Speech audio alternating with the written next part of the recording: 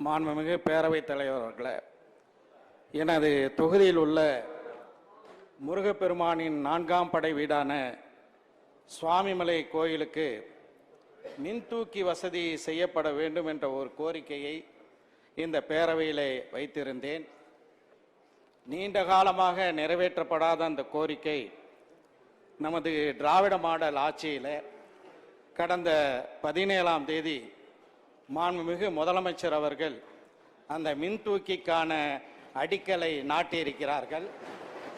அதற்காக முருக பக்தர்கள் அனைவரின் சார்பாக என்னுடைய நெஞ்சார்ந்த நன்றியை தெரிவித்து, எனது தொகுதியில் திருவலஞ்சோலியில் உள்ள வெள்ள விநாயகர் கோயில் என்ற பெரியநாயகி அம்மன் உடனாய கபர்தீஸ்வரர் கோயிலுக்கு புதிய தேர் வடிவமைப்பதற்கும் சிதிலமடைந்திருக்கின்ற அந்த தேர் மண்டபத்தை சீரமைப்பதற்கும் மாண்புமிகு அமைச்சர் அவர்கள் முன்வருவாரா என்று தங்கள் வாயிலாக வினவ விரும்புகிறேன். தலைவர் அவர்களே, அறுபடை வீடுகள் கொண்ட முருகப்பெருமானின் 4ஆம் படை வீடு சுவாமிமலை.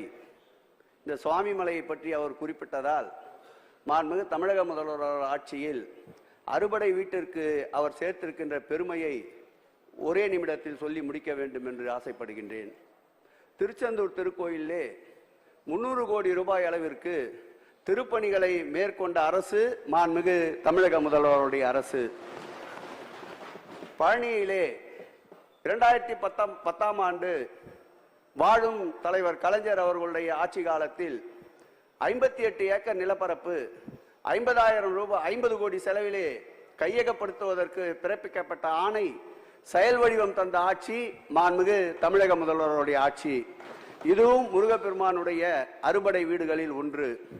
முருகப்பெருமானின் அறுபடை வீடுகளில் ஒன்றான திருப்பரங்குன்றத்திற்கு இந்த நிதிநிலை அறிக்கையிலேயே சுமார் 27 கோடி ரூபாய் செலவில் ரோப்கார் ஏற்படுத்தப்படும் என்ற அறிவிப்பை தந்த ஆட்சி இந்த ஆட்சி.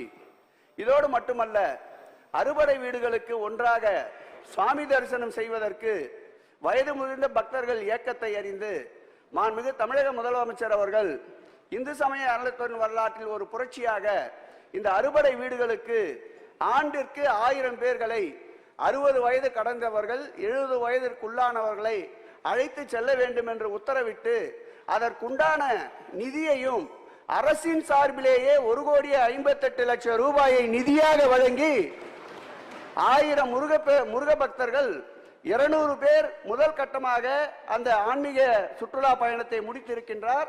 தொடர்ந்து மார்ச் 7ஆம் தேதி 2வது கட்டமாக 200 பேர்களை அழைத்து செல்கிறார் என்பதை தெரிவித்துக் கொண்டு தமிழ் கடவுள் முருகனுக்கு பெருமை சேர்க்கின்ற ஆட்சி இந்த தமிழாட்சி, மாண்புமிகு தமிழக முதல்வரின் ஆட்சி என்பதை தெரிவித்து, நம்முடைய உறுப்பினர் கோரிய அந்த வெள்ளை விநாயகர் திருக்கோயிலுக்கு தேர் கொட்டகை அமைப்பதற்கு 12 லட்சம் ரூபாய் ஒதுக்கீடு செய்யப்பட்டிருக்கின்றன.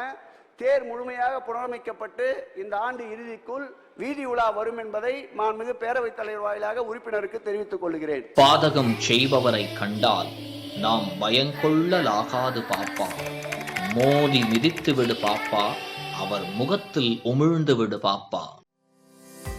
அண்மை செய்திகளை உடனுக்குடன் தெரிந்து கொள்ள இணைந்திருங்கள் இயம்நாடு தொலைக்காட்சியுடன்.